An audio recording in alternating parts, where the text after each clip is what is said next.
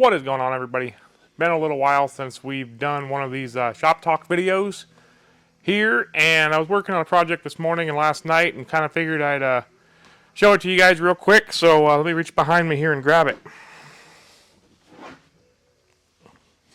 So this rifle right here is a 1903 A3 Springfield rifle that's been sporterized and rechambered to 35 Whelen. It still has the magazine cut off. It actually still has, if you look under the scope ring or the scope base there, it still has the hump for the factory peep sights.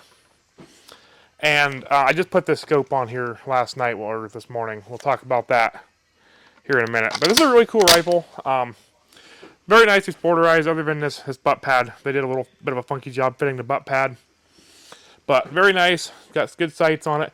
The barrel's rather interesting on this. A lot of these were converted to 35 Whelen just by boring out the military barrels.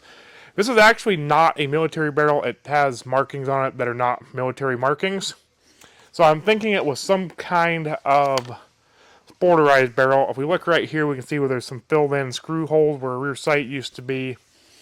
Now this rifle is a, see that shows up, that is an octagon barrel. I think it's about 20 inches. It's very light, handy little rifle.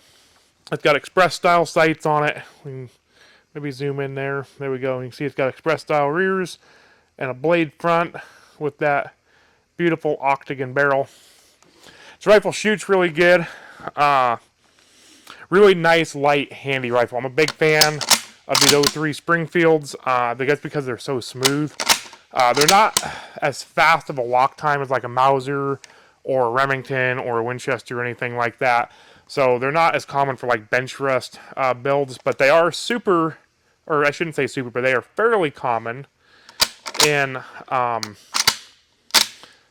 like big bore builds like this. So this one, like I said, is a 35 Whelen, really nice rifle. This scope here is a very early, I want to say early 1950s Weaver. I don't know if it'll show up. Oh, it's under the ring. It won't show up. This is a El Paso, Texas Weaver K2.5. So the 2.5 power fixed power scope. I've actually got another one of these scopes right here. This one says J.C. Higgins on it, I think, or something of that nature.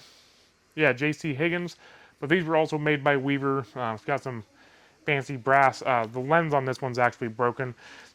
The cool thing about these old Weavers is you can actually work on them yourselves. They're not nitrogen charged. So I can if I can find another lens, find another junk scope that has a good lens, I can probably fix the lens on that one. This one is in good working order, and I was kind of looking for a scope to put on this rifle, and I was gonna go with one of the 1.5 to 5 loopholes. But I really don't like how the new loopholes have the quick adjust turret on the top. I think they look ugly, and I like my rifles to look nice. And I didn't want to put anything bigger than like a a little straight tube fixed power scope on this. Or I would have been fine with a variable, but I didn't want to put anything more than just like a straight tube scope on this rifle. But I didn't want anything big and heavy. This rifle is super lightweight, super handy, and I wanted a nice lightweight, fairly compact scope. The one thing I am going to change on this is I just used some rings I had laying around when I got this scope, and I would like to put this scope in tally rings, because the way the bases are set up on this rifle, the way I set them up, I picked bases that you can see through and still use the express sights if you can take the scope off. With this scope, you cannot see through the bases. I can see the rear sight, but I can't see the front sight. So you can't use the iron without taking the scope off. It is an older scope. Modern scopes are fairly dependable. I have had a couple issues, never while out hunting. Older ones are a little more delicate, so that's a payoff or a trade-off, I guess, for putting an older scope. It's lightweight, it's classy, not as strong as a modern scope. These little straight-powered ones are pretty tough, though. Should handle the recoil of the 35 Whelen just fine. I really don't expect to have any problems with this scope.